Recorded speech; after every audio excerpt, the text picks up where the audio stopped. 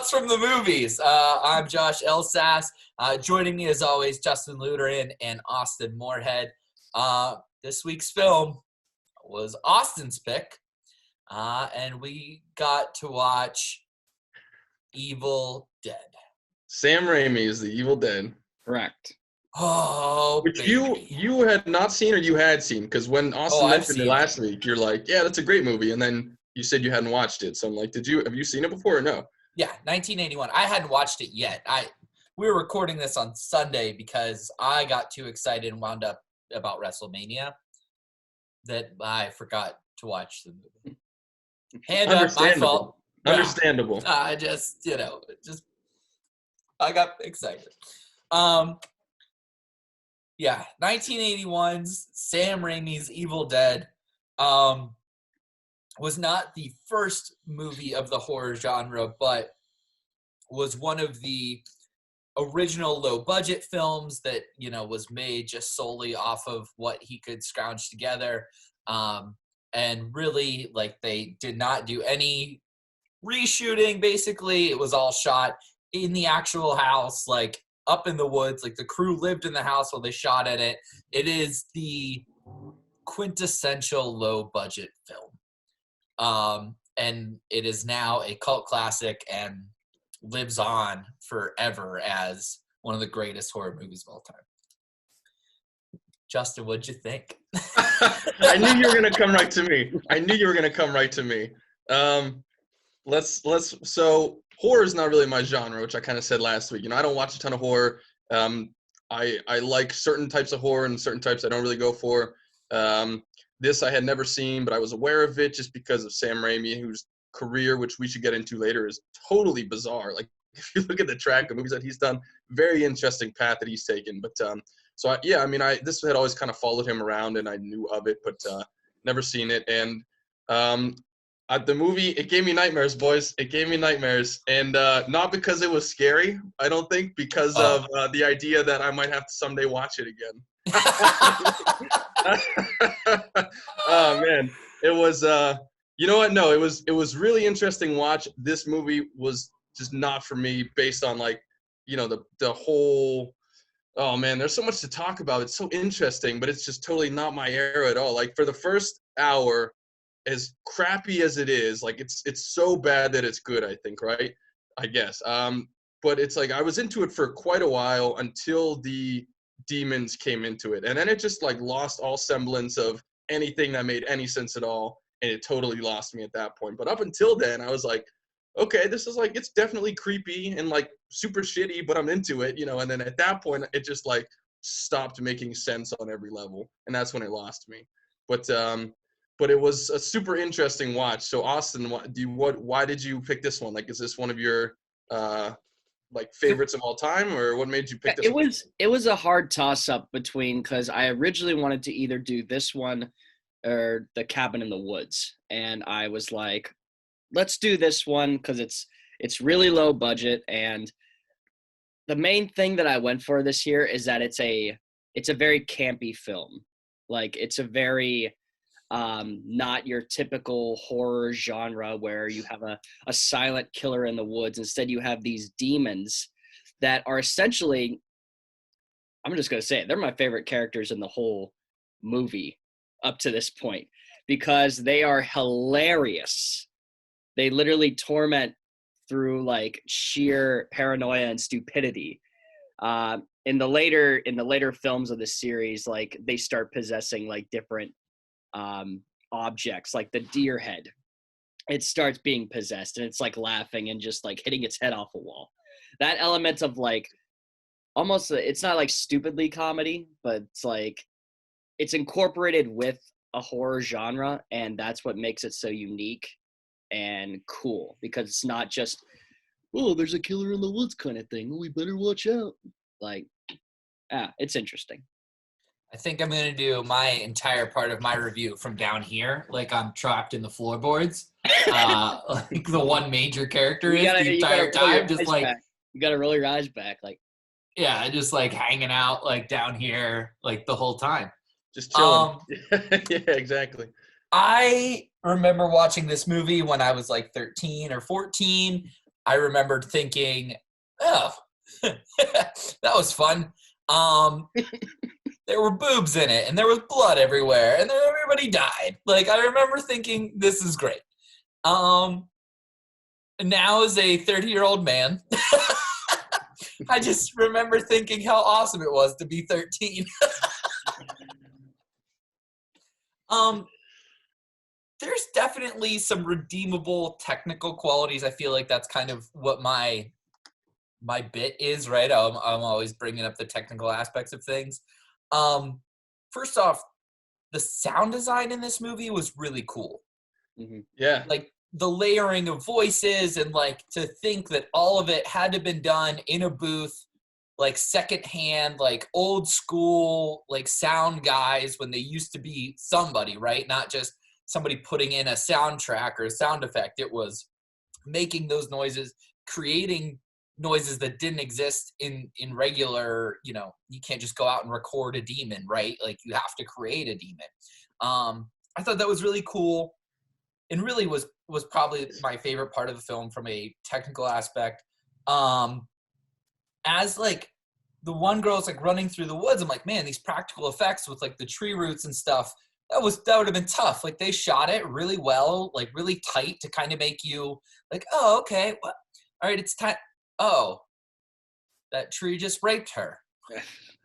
And I was like, right in there. It just shoot like that's the worst part about it, is that it just like stabbed like straight down. I think it was sped up. Like I watched that back a couple of times just to try to figure out how they did it. I don't think it was. I think that was just like, and I feel so bad for that actress. I like forgot how gory this movie was, which I think is its own weird technical aspect you have to think about.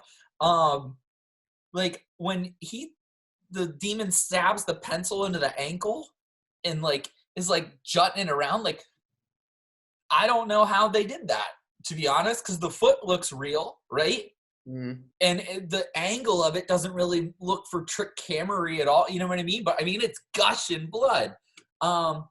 So that's a pretty cool aspect. And actually, I read this little bit in one of the trivia things on IMDb. After a normal day of shooting, Bruce Campbell would ride home in the back of a pickup truck because he was so covered in the fake blood. The one day he left his shirt out to dry next to a fire, and when he picked it up, it like shattered like glass in his hands because it was so soaked through with the fake blood. Yeah. Like that's, you gotta, like, I don't know what credit that deserves, but it deserves credit. You know what I mean? Yeah. What was funny though about the fake blood is that there would be a scene where he gets like at the end where he's digging that grave for that girl, and then she comes out of it, and she like spews all this blood onto his face, and he's totally covered, and then he walks into the cabin and he's like totally clean. It's like, wait a second, where did it all go?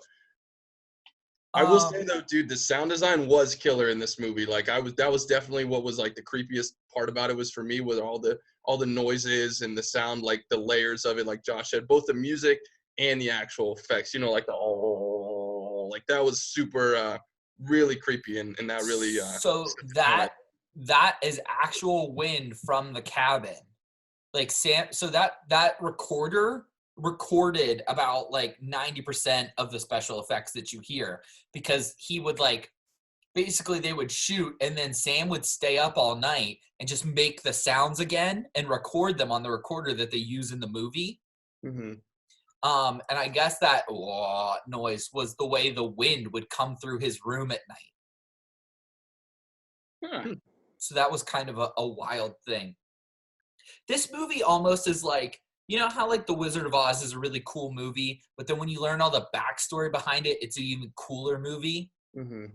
That's kind of like, this has so many weird behind the scenes stuff that like it almost makes the movie a study in and amongst how to make movies, not necessarily that the movie is like, oh, this is a great example on how to make a movie, but this is everything that can go wrong.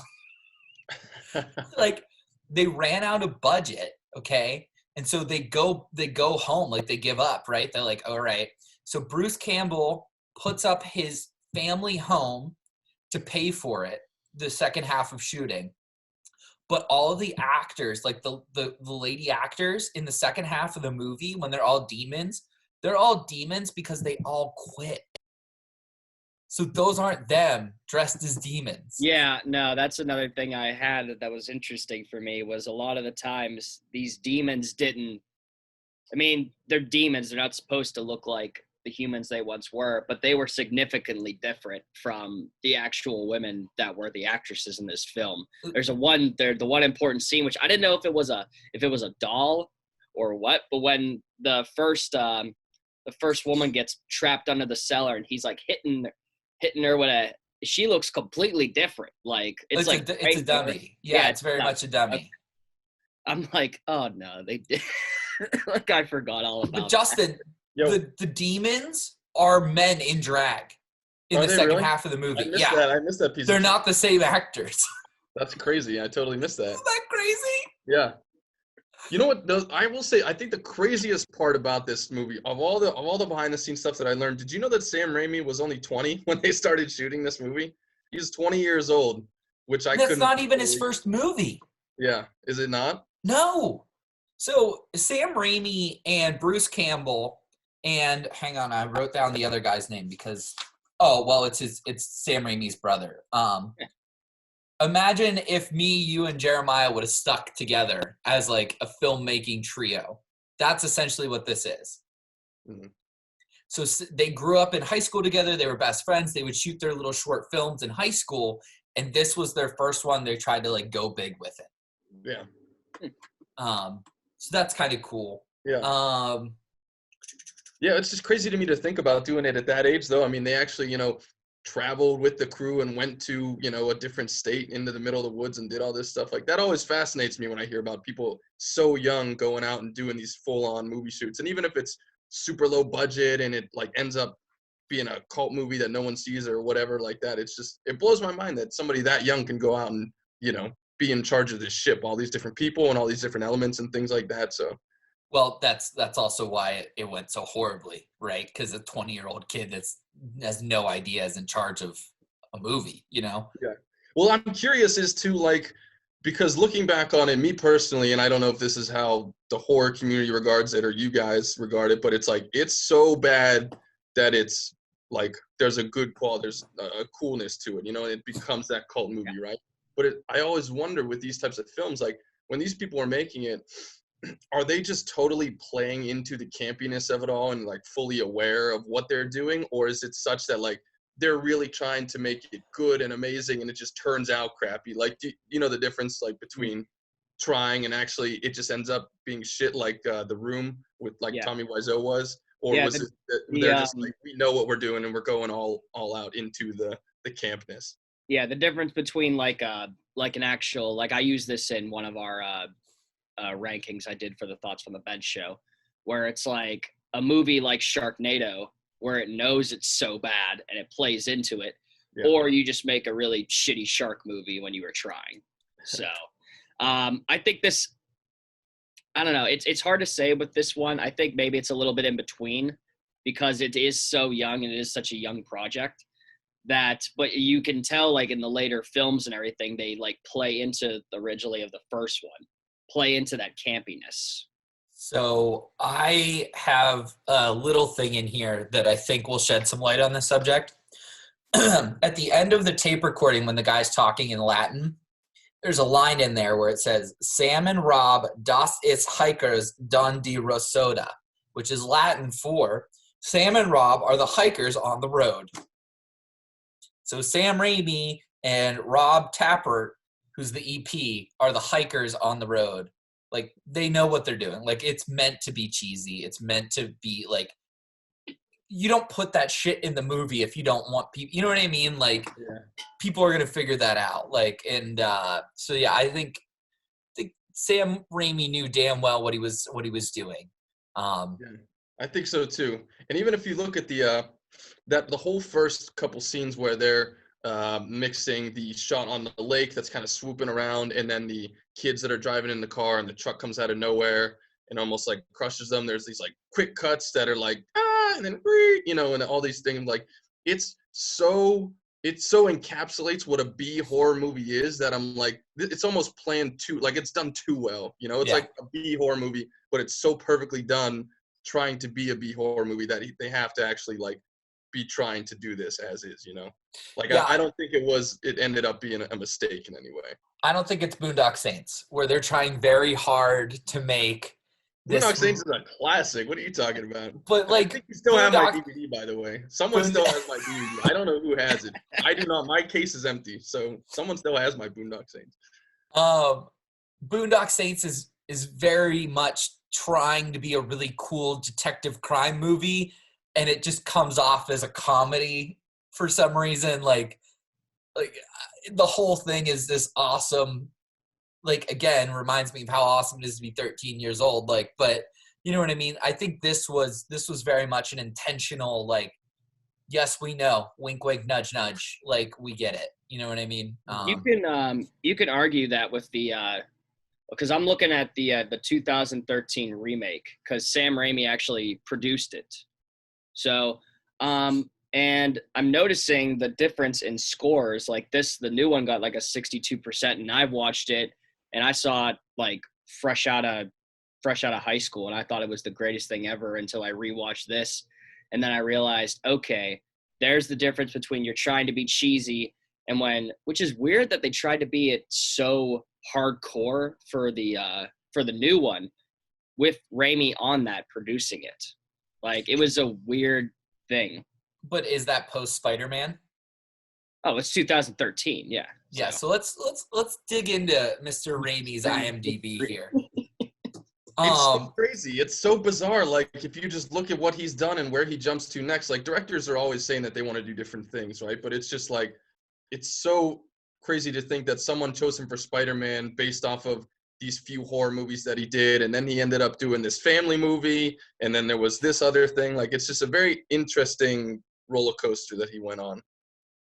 I think the only common thing that goes through it is the Evil Dead, though, because like it's almost like every time it's almost like he goes away and he has to make a movie to pay a bill or something, right? And then he comes back and he makes another Evil Dead movie. Yeah. Well, give us the highlights. So give us the highlights. He does like 5 Evil Dead movies, and then in the 90s he has a couple. Evil Dead is 1981. Yeah. And then Evil Dead 2 is 87. Then he does an Iggy Pop like short documentary. Okay. Darkman, which I recognized but was not like didn't click with me what that is. Army of Darkness is 92. And then like For the Love of the Game. Yeah, like how do you go from straight horror to that movie, which is pure like Disney, Disney sports. Yeah, that's 1999. Wait, why can I hear myself? Can you hear yourself now? Test? No. Okay. So that movie happens. Then The Gift, which again is like kind of back to its horror movie, but like we have Kate Blanchett and Katie Holmes and Keanu Reeves. Like we're now we got some stars here, you know what I mean? And then we do Spider-Man 1, 2, and 3, then Drag Me to Hell, The Great and the Oz, the Great and the Powerful, and then Ash Evil Dead in 2015. Yeah, I don't know. Yeah, like you have all of his horror movies, and then you have Spider-Man, which I get there's sort of like an element of horror to the Raimi Spider-Mans with the Green Goblin and everything. There's kind of that undercurrent, right? But then, yeah, like For the Love of the Game and Oz the Great and Powerful sprinkled in there. They're just, it's interesting choices. And now he's doing Doctor Strange 2, so going back to the superhero world. Oh my God, I'm now just seeing this as rumored in pre-production. Wow. Mm-hmm. I would say this. Sam Raimi, so we always talk about like on Thoughts from the Bench, like the GOAT, right? The conversation. Has 2 movies in his reservoir, or in his whatever we want to call this resume, that I would put up as the best of their genre. Spider-Man 2, and Evil Dead. Yeah. Like, so whether or not, like, it's weird, right? Like, that he's in these things, right? Or his career's so wild. But, like, when he does it, he nails it. And that's cool. Like, that to me is what makes Sam Raimi a name that you bring up in film school. And some people will say is their favorite directors, because when he does it, man, he hits a home run. He does not miss. And that is cool to me. That's the best part of Sam Raimi. He does a lot of I'm looking on here for filmography. He does a lot of producing for a lot of your recent horror movies. He produced on Crawl, which if you guys have ever seen that, it's the hurricane or whatever that hits with the I didn't see it. I remember reading the script when I was at DreamWorks. Did you see the movie at all? Yeah, Did you guys see it? I watched the trailer for it and I thought, damn, this is one of those movies where if I see the trailer, I've seen it. It wasn't bad. Like it was the element of a hurricane with crocodiles or alligator, whatever you call them, in Florida. Like it was pretty cool. But he also did that. He produced the new Grudge film and the old one. He produced Don't Breathe, which if you guys have seen that was pretty cool. I didn't see it, but I like the concept of that one, and I know they're working on the second one. But I see those are the kind of horror movies that I like, is where they have some kind of interesting element, like some kind of hook that makes them different. Like I remember seeing Lights Out and thought that was like a cool twist and like a creepy thing where, you know, like you turn the lights off and you can see the thing, and when you turn the lights on, you can't see it. So like when there's a cool element to it, that's when I like to go for horror. I'm not usually like a blood and guts guy. I like more like psychological, mental, like type of messing with you, not just all the blood and everything, which I think with this one is why I wasn't like the end of it just gets so bloody and so gory, and that's not my type of horror at all. What did you let me ask you, what did you think about the last like or Josh too, but like that last 5 minutes or so when the thing's like decomposing and it's getting all like really experimental and like totally like weird ass European looks like a style Tool video. Yeah, like what did you guys think of that part? Is that like your favorite part, or does that take you out of it? Like, how do you think about that part compared to the rest of the movie? Like that's in terms of like the type of horror it goes through, from like the first part, which is psychological, and then it goes to like all the blood and guts, and then it really goes into like that aspect of it. Austin? I think that it doesn't take me out of it, but it shows you like what level of budget that they, like we said, they had. Like they were able to do all these like different like practical effects and everything with it, and then eventually they just run out and they have to like improvise, so they like slowly just have it. Like I think they were more going for like a stomach churn than like a, you know, like a regular death ending. And I tell you what, like I made the mistake. I texted you guys this. I said, don't watch this like after you eat. Like it was like I can handle most blood and guts, but like different stuff like even just them like spitting out the what, like we assume that was like milk or something that they were milk. spitting out. It's 2% milk. Okay.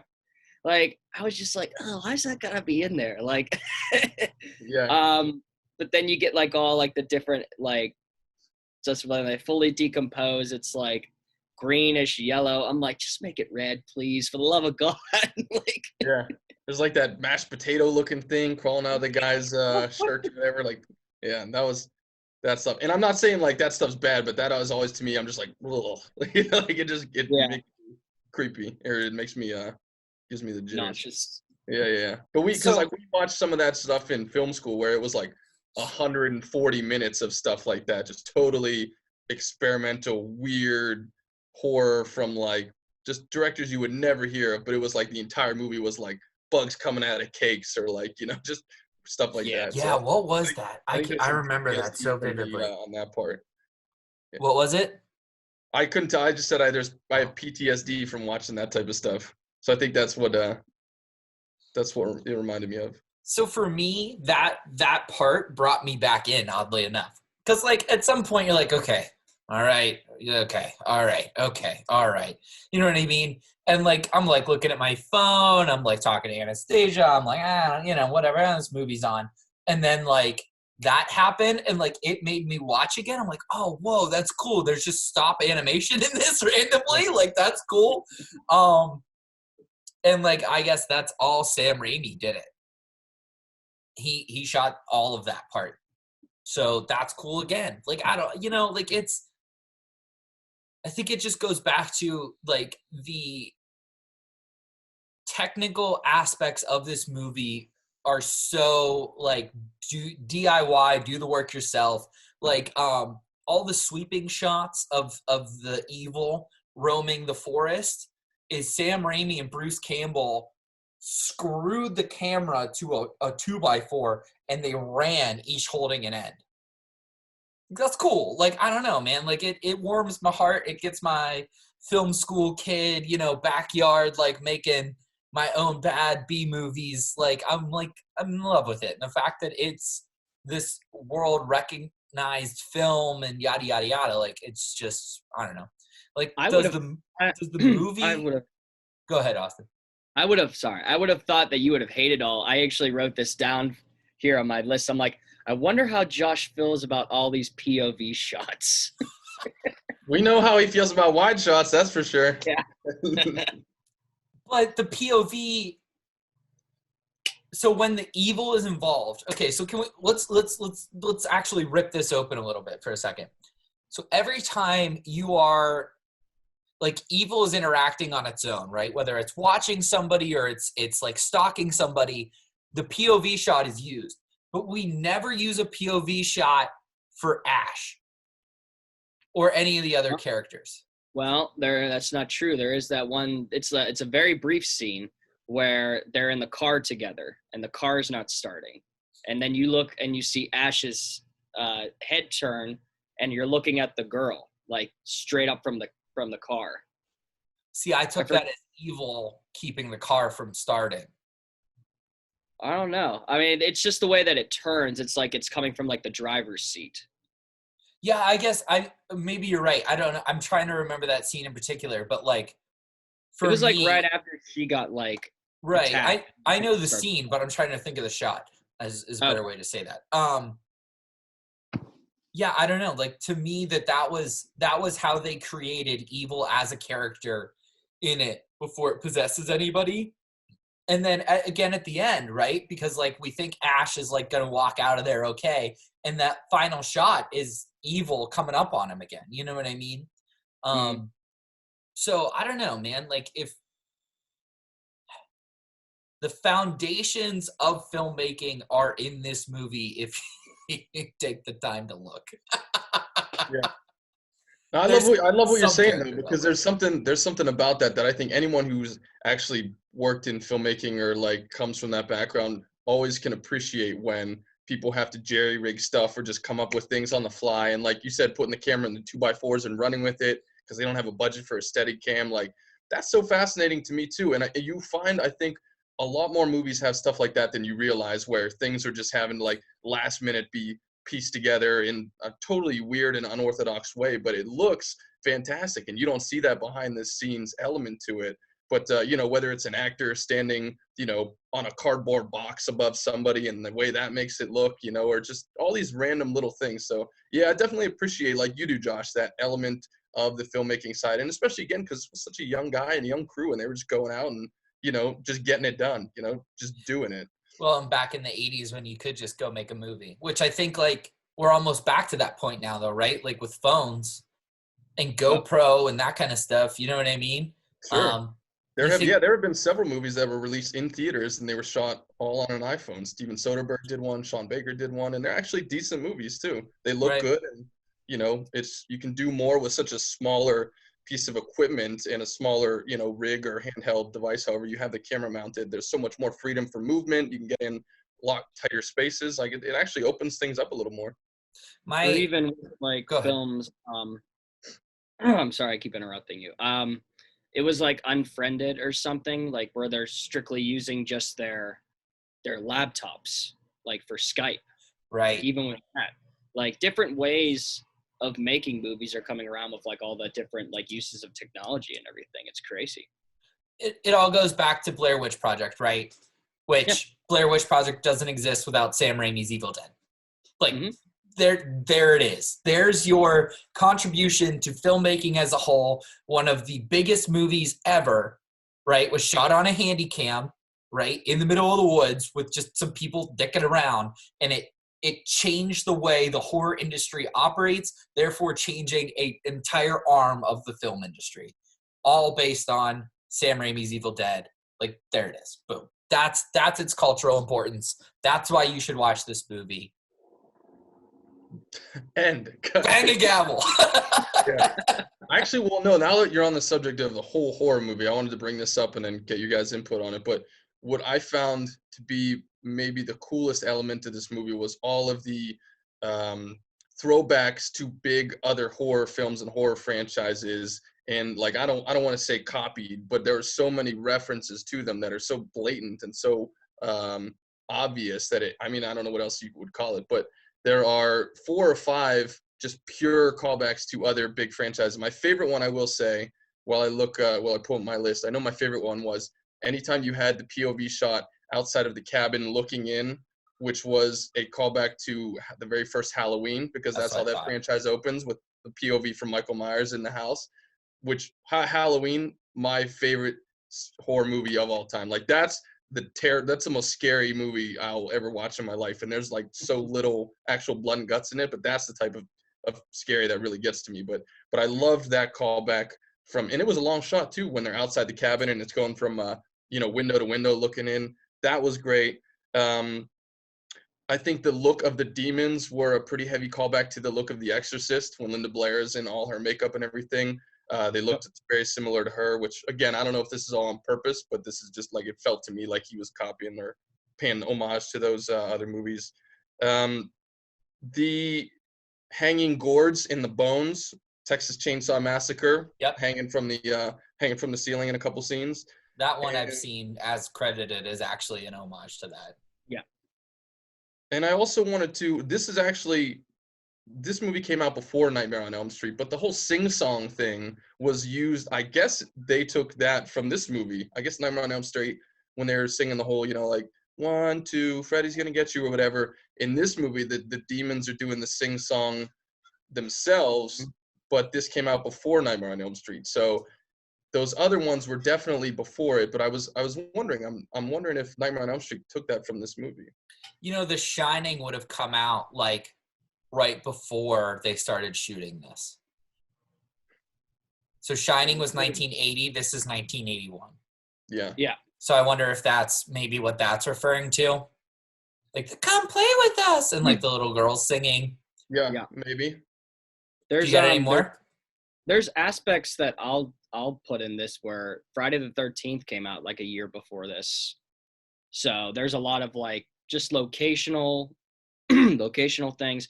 I'd say like a lot of when you said with Michael Myers Halloween, there's a lot of me that also thought Jason Voorhees or Mrs. Voorhees from Friday the 13th, I'm looking from outside a cabin or anything, and just how those shots were placed. Yeah, like in the woods, that kind of, yeah. There was one other that I caught that was I thought a reference to the Shining. At the end, whenever he's Ash is in the basement and all the blood is trickling down all the different things, that reminded me of in The Shining, where the blood comes out of the elevators and it's like flooding down the hallway, just Very blood much flooding from everything all over the place. So maybe that was a reference. So there's first off, my favorite part of that scene when he's in the basement and the blood's rushing is the light bulb filling up. Yeah. For whatever reason, that makes my stomach turn. I don't know why. And I every time I watch it, I'm like, how did they even do that? Like, that's what I so thought. Cool. I was like, that's so cool. Yeah. Yeah. So when the blood is running down the projector, okay, keep in mind, this is all the second time they go back out and shoot. So principal photography is done, right? All the actors have quit. That's why it's Bruce Campbell basically fighting dudes in drag, okay? So when they got the approval from who became like the other investor on the movie, they had seen it, and the guy said, just keep the blood running down the screen, boys. Like, that was his piece of advice before they went back out and shot. So that's an homage to him. When it's like running down and it's like coming down behind Bruce and like blood's like filling up behind him on the wall. Mm-hmm. So that's an homage to him. So that's cool. I was trying to come up with some. Oh, so at the very beginning of the movie, when they find the projector in the book, there is a The Hills Have Eyes poster, and it's ripped Yep. on the wall. Okay, so the reason Sam Raimi did that is because in The Hills Have Eyes, the director put a Jaws poster on the wall and ripped it in half. He said that his movie would be twice as scary as Jaws. That's why he ripped up Jaws, because Jaws was the standard at that point, right? So Sam Raimi said, this is going to be twice as scary as The Hills Have Eyes, and he ripped it and then put it on the wall. Love that. Yeah, call And your was it- shot. I mean, have you guys have seen The Hills Have Eyes? Is this one scarier, or how do they stack up? Oof. The Hills Have Eyes does a much better job of building to pop scares and drama. There's a lot more like Halloween type stuff where there's a lot of waiting and then there's a big scare. This was scary for its own reasons. I don't know that it's necessarily twice as scary, but I don't even remember being scared of this when I was 13. Mm-hmm. Like, I remember thinking this movie's cool, but I don't remember being like, oh my God, I'm terrified now. Yeah. It's not The Ring. That adds to the aspect where like the horror genre today is really, it's either this or it's this. And a lot of the times when it's this, it's with no jump scares whatsoever. And I love that. Movies like, they're all like A24 films. Like, it's nuts. The Lighthouse, Hereditary, Midsummer, like all those are eerie, very creepy films where maybe not a lot's happening at first, but it'll all hit you, and it'll hit you hard. Whereas you got your films that are like The Gallows, or like anything that it's filled with unnecessary jump scares, or even like The Nun. I hated that movie, and I was so excited to see it because it was placed off the Conjuring universe, and they just overused jump scares. It's very infuriating as a horror fan that this is where it's come to. There's no in the middle. It's either it's great or it sucks. Yeah. And the thing with jump scares to me is that that's a very cheap type of horror. Yeah. That's a very cheap scare, because anyone in any movie can just whip pan the camera real quick and do the clang on the, piano. And that's like, that'll jar you no matter what the hell you're watching. So Yep. yeah, those are always the cheaper versions to me. If you have a movie that's just based on jump scares, it's like for a second it might get you, but in the overall scheme, you're like, no. Yeah. So, I mean, let's go through our questions. Well, let me ask you this about the go Evil ahead. Dead in terms of the whole franchise. Like, 'cause there are, 8 of them or something like that, 7 of them. Yeah, a So, lot. There's a couple. Sam Raimi, does he direct all of them? And then this one, I think I read that is more horror and the other ones are like just way funnier, or like, how does this one compare with all the other ones? This is like the it's the main staple of those, because all of those are, like I said, they build off of the campiness of like the first like one with all the paranoia and everything around it, and then they just make it like obscenely I don't want to say obscenely, but they add a lot more like comedy or like, oh, that's kind of funny moments.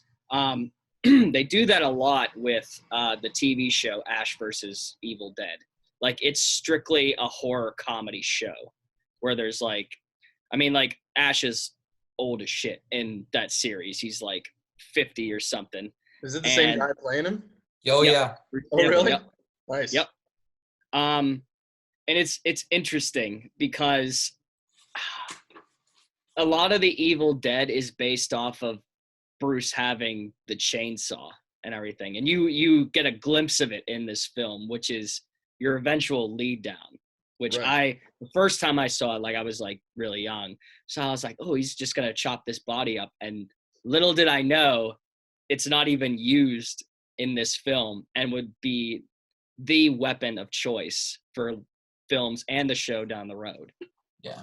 He has a what's funny about chainsaw that arm. scene, Josh, I don't know if you read this in the trivia, but so in that scene where he's with the chainsaw, he's about to cut her up, that's a real chainsaw with the chains on it, and it's fully fucking functional. Like, he's holding it right there, and there's a close-up where you can see like the chainsaw on her chest, and you can see her pulse is just like flying, because that is 100% real practical. Oh Like, wow. they'll take the chains off so it's not dangerous.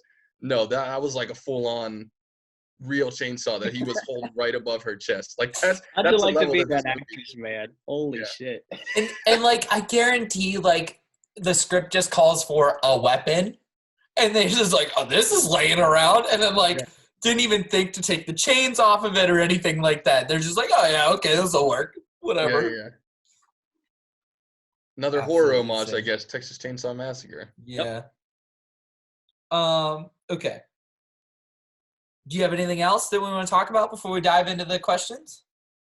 I just love how he uses it as a weapon, like for his hand, because his hand gets chopped off, like in the later movies. So he adds it, especially in the show. They do it so often. He has a mechanical hand, and he takes off and he places the chainsaw on his hand. Yeah. And he just starts swinging it around. Like, who thinks of this? So in this TV show, Ash is still alive. So he doesn't get killed at the end when there's that big like rush in with the evil or the zombie or whatever's supposed to survive. So like, no, it's a homage of Possession, if I remember the second one, because a lot of the second movie is him struggling with the demon in himself, like going back and forth. That's where like a lot of the paranoia and insanity comes in for that one, because he doesn't know when he's going to get taken over or anything like that. So it's cool. So it's like he takes some kind of evil force from the cabin and it like follows him.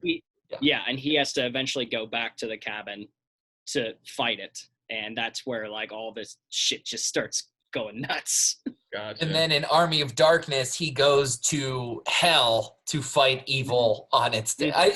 It's awesome. Like, you know what I mean? Like, it's cheesy, fun, awesome. Like, fuck it. I mean, they made what, 7 of them, so people must still be digging them and going to see them or whatever. So yeah, I mean, you know, it's like it does not have the same ring to it that maybe Halloween does to me and you, Justin. But that's like when you hear like there's a new Halloween your movie, you're like, okay, fine, you got me. Like, I'll see it. Fine. Yeah. All right. Favorite thing in the movie? Favorite part of the movie? I'll go first because I already kind of said mine. Actually, there are 2 elements that I thought were probably my favorite. One was the music and the sound effects, which I thought were creepy as shit, and really set the tone for that whole first half of it. I thought were great. All of the sound effects and the music. And then I also really dug the first POV outside the cabin where it's going from room to room. That was just pure homage to Halloween. And I really dug that because Halloween, like I said, is my ultimate horror movie. So that was cool. And they did it the exact same way. It looked great. So those are my 2, I think, favorite elements. Austin? I'll go with mine. I think I said at the beginning, this is the perfect example of, while many people may not see it this way, it's the perfect example of horror. It's thriller, gore, and comedy. Because to me, like with the demons talking and chatting and mocking him is the funniest thing in this entire movie, because you don't see that in other horror films. Like you see like when people get possessed and they start like, talking in different languages. No, this thing's just like, we're gonna, like, it's funny. Like, and that might seem weird to some people, but it's the perfect blend of those genres all in one film that make this amazing. My favorite part of the movie is the storytelling vehicle that they use to give a backstory. How clever is that? You can't go shoot a backstory. You don't have the budget. You don't have the time. So we'll just record this guy saying this stuff, and that's all you need. Boom, boom. We're into the movie. We're flying. We're going. Like, that's a really clever way to deliver a backstory for a movie that really doesn't need one, but like to give you more depth anyway. I really appreciated that aspect of it. I thought that was really cool. What's interesting about this movie is that there's no exposition at all to it. Like, you open the movie, you're with these 5 kids, they're at the cabin, and then like a minute later it's night, and like we're into the whole full on, like, there's just no time wasted at all explaining why they're up there, who they are. Like, I don't even know most of their names. I don't either. Ash and Shelly. Like, I know that one chick really looks like Talia Shire, and I thought that was her the entire time, but it's not her. But yeah, so like other than that, like I don't even know these dudes' names, but they just get right into the movie. And that's like a problem for a lot of movies. But for this one, it worked just because it was so simple and like you didn't need it at all. Did you guys see a Right. movie called The Turning, which was a horror movie that came out in January? How was that? Because that was a movie that we had worked on at DreamWorks, and one of the issues with that problem, or one of the problems with that movie, was when we saw early cuts of it, was that there was no exposition and nothing made any sense to it. But Um, when you saw the finished product, like, how did you feel about that? Were you confused at all about any of the story points, or did it not really matter? I didn't end up seeing it in theaters. I'm trying to, because I was too lazy. I had heard about it, and I did like a 1, 2, 3 movies kind of thing where I watched it like through a cam. Um, You're the if problem. I'm remembering, what? You're That's the problem. $250,000 and 5 years in Hey, prison. I didn't Call the record it. FBI. Call the FBI. I tell you what, man, if I remember it correctly, it wasn't a lot, and the ending made. I don't want to say it's one of the worst endings, but it left you very, very pissed off. Yes. Like, Yeah, I remember that. because they didn't do anything. A lot of the times, I think I actually, when I finished this film, when it finished, I like, oh, it's going to be like a how many years later kind of thing or anything. No, it just flat out ended. Yeah. And I was like, that's what I got? And I glanced at the Rotten Tomatoes score just for shits and giggles, and not good. Gotta be like 12%. 10%. What And is it it? got like 12%, and it got a 3.7 out of 10 on IMDb. Like, it was bad. Yeah. I mean, it looked really good because the director Floria she comes from like a European music video background. She's very artistic and very flashy, and it looked really great. But yeah, the story didn't make any sense. But for a movie like this, it doesn't really need it. So Right. I thought that was interesting. Do you know why it doesn't need it? Because the characters never leave each other. Right. So you don't ever have that scenario where, like, in Mystic River, where they're like, oh yeah, Jimmy, and you're like, which one's fucking Jimmy?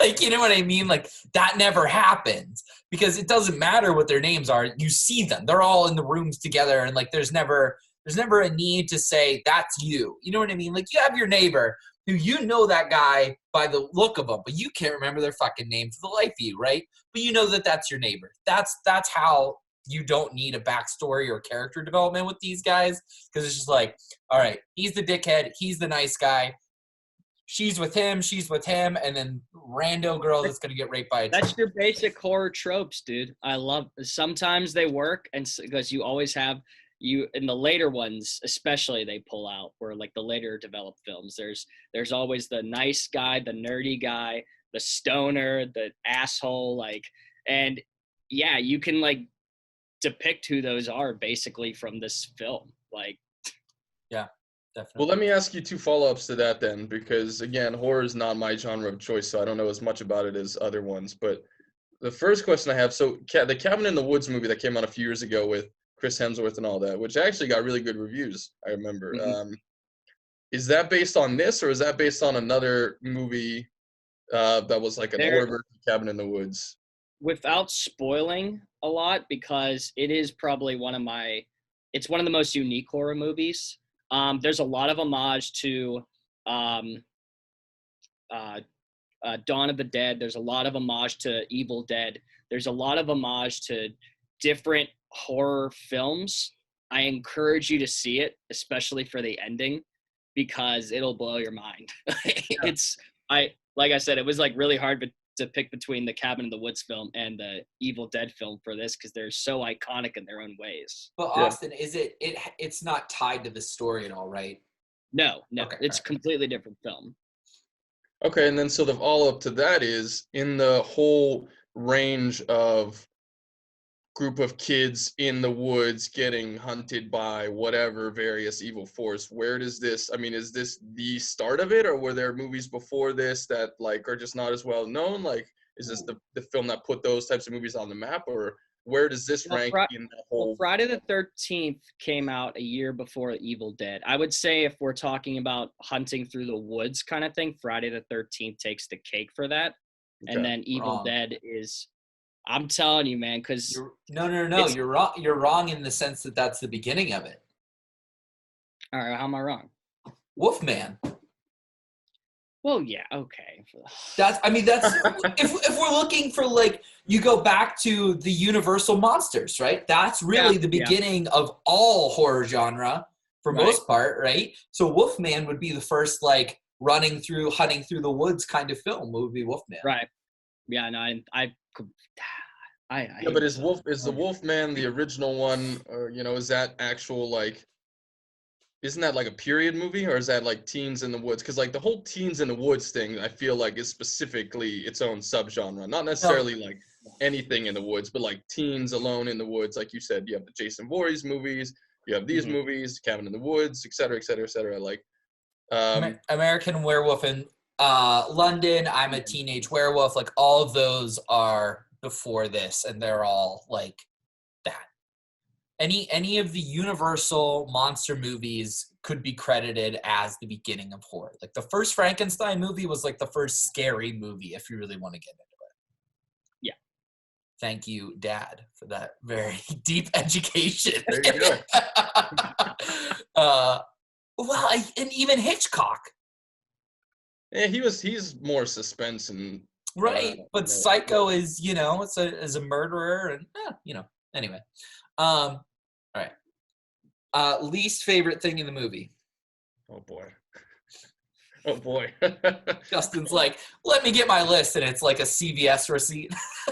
It's so tricky though, because like I'm, so used to looking at movies and saying like this could have been better, this was well done, this was not well done, and this movie, it's like everything about it from a production standpoint is like kind of sucks, but it's just part of that movie and part of that genre. It's like she's running through the woods and there are these lights everywhere, like from like, why is that tree lit? Why is that tree lit? Like it doesn't make any sense at all, like there's no continuity. Some of the shots are out of focus. Like from a production standpoint, it's not that well made, but I don't want to shit on it because that's part of its charm. That's part of the genre and the type of movie that it is, so like I didn't want to write down things that I hated about it, because that's just like it's all part of the experience. Yeah. So I'm hesitant to say like what I really hated about it. I don't know. I think my least favorite part was the last couple minutes though, with the just like the bodies melting down, because it's just like so gross and like messed up that it's like I can't even look at it. I think that's a fair thing. I mean, mine is like it's just too gory. Like I get it.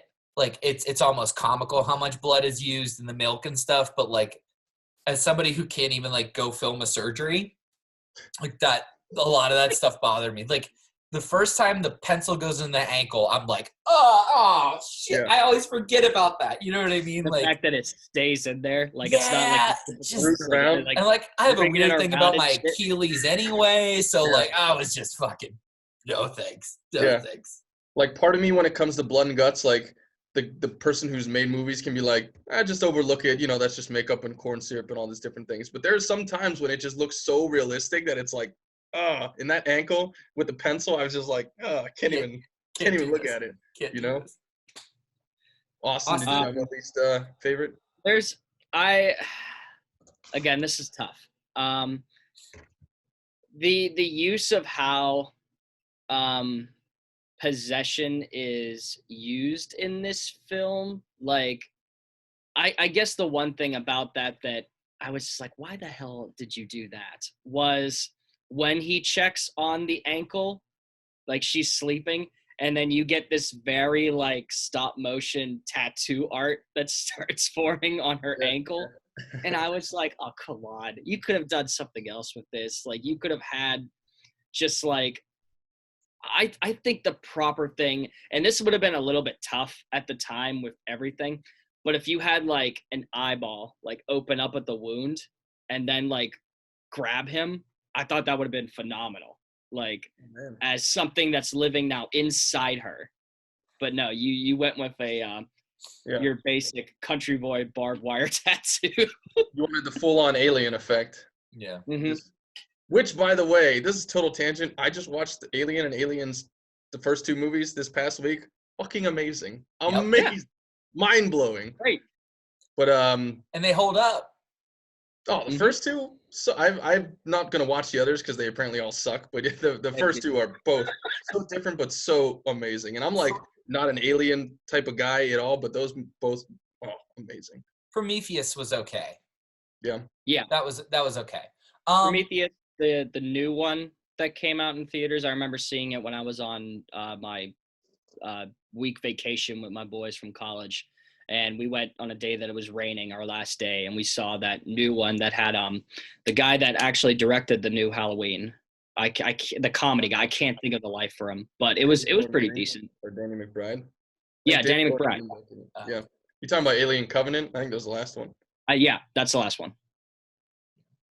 Hold on, getting back to this one for a sec. With all the blood and guts and gore, I do want to give a shout out to the makeup, which is like crazy bad and crazy awesome at the same time. Like the demons look like there's definitely a cheesiness to it, but as far as the complexity of like making all of that, definitely respect for the people that crafted like those masks and the crazy super thick plastic eye contact lenses and everything. But So, Austin, maybe you know about this, or Josh, maybe you know, but like, wasn't one of the things that people loved so much about this movie when it came up the amount of blood and gore and guts? Like, wasn't that something that hadn't really been? People go crazy for that stuff, man. Like a lot of fans, and I'll make this quick because we got to keep rolling around.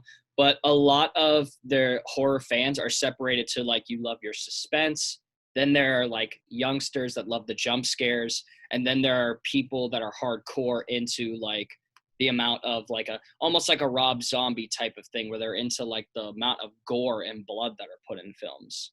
I'm like somewhere in the middle. Like I'm like not the jump scare. I hate jump scares, but like in combining those two elements, it's good.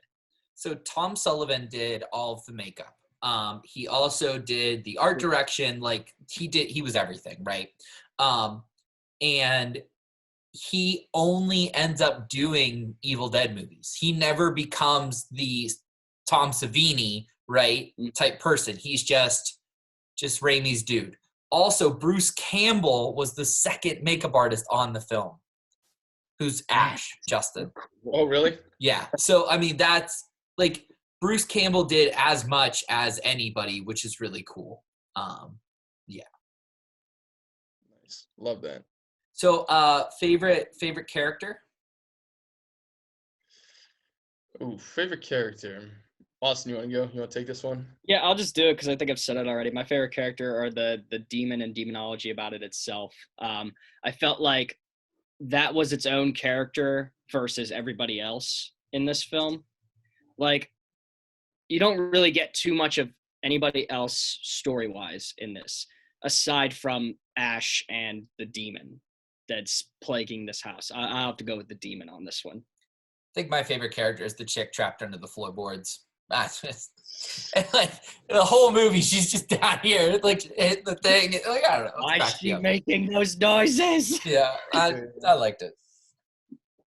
I don't think I have a favorite character. That's fine. That's fine. Yeah. Do you want to do least favorite character, or you just want to skip that? Least favorite character. I don't know, because like all of the people in the cabin are so nondescript. It's like they're just generic people that get killed. It's like the girl who's like the doll zombie is kind of interesting, and then there's like the one under the floorboard, and there's a dickhead who becomes a zombie. Like, I don't know. I don't have any least favorite characters, I don't think. Yeah, they all fit into their own. They all fit into their own element. If I had to pick one, I'll say Scott, Scotty or whatever his name is. You don't get to see him become a zombie until the very end, but he does give you one of the more gory things where he gets his eyes gouged out, which is I like had to take a double take. Yeah, I did take a double take at that one. I was like, oh my god, I forgot about this now. Austin talking about Evil Dead was like how excited I was talking about Goodfellas last week. Like, it's the same level of excitement.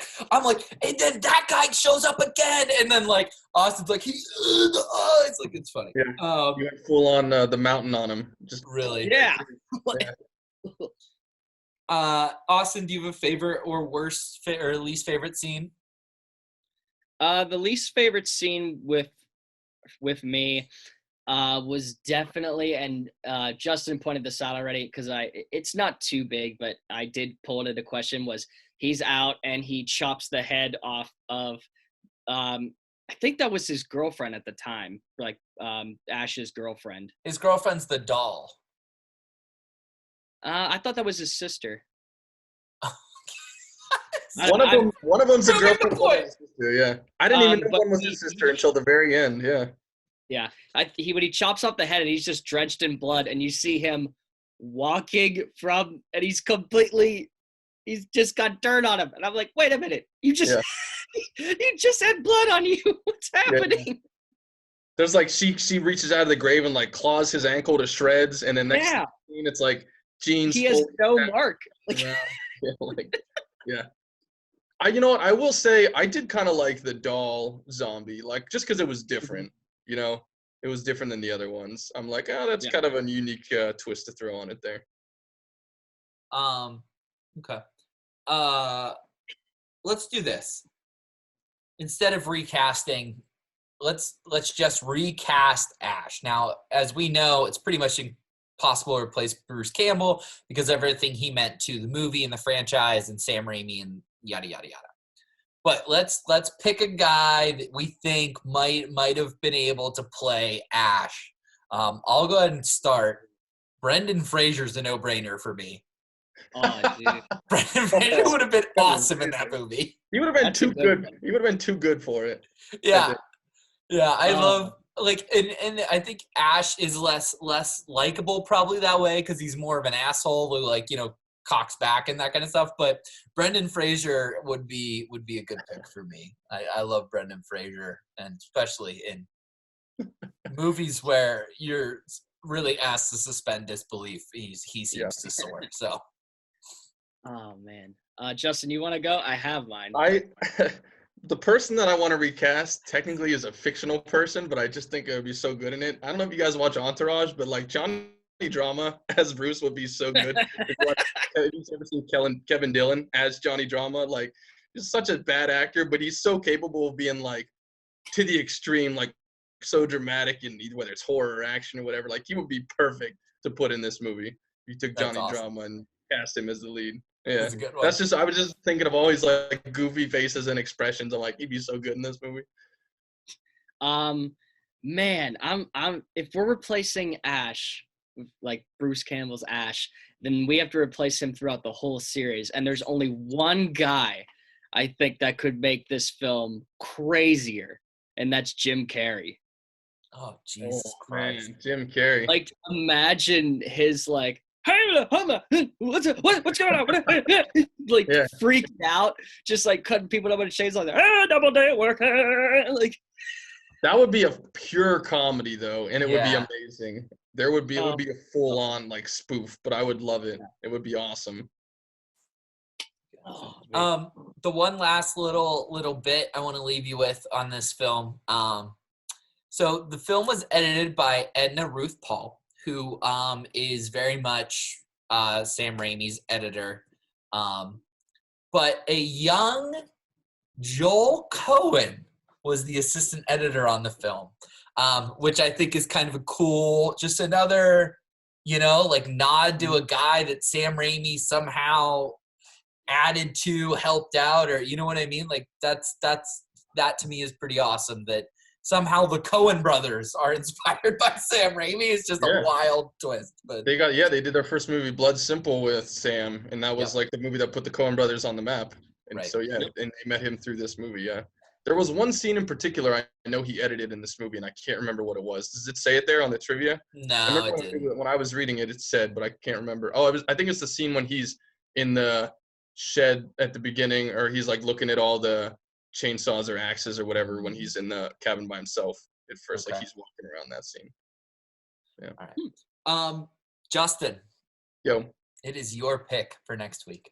Oh, we got to do our numbers, right? Score. You always forget the score. Austin's all about score.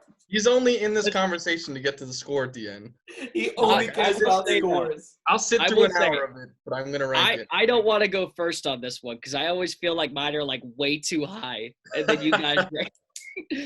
So what do you guys go first? I don't have to go. I don't want to have to go last. I just don't want to have to go first this time. Justin? Oh man, this is so hard. Like, I'm gonna give a ranking based on like personal ranking, and then I'll give it a ranking based on just like its contributions to film history Sure. and everything. I Like, think that's for me fair. personally, it's like a 2. Like, Right.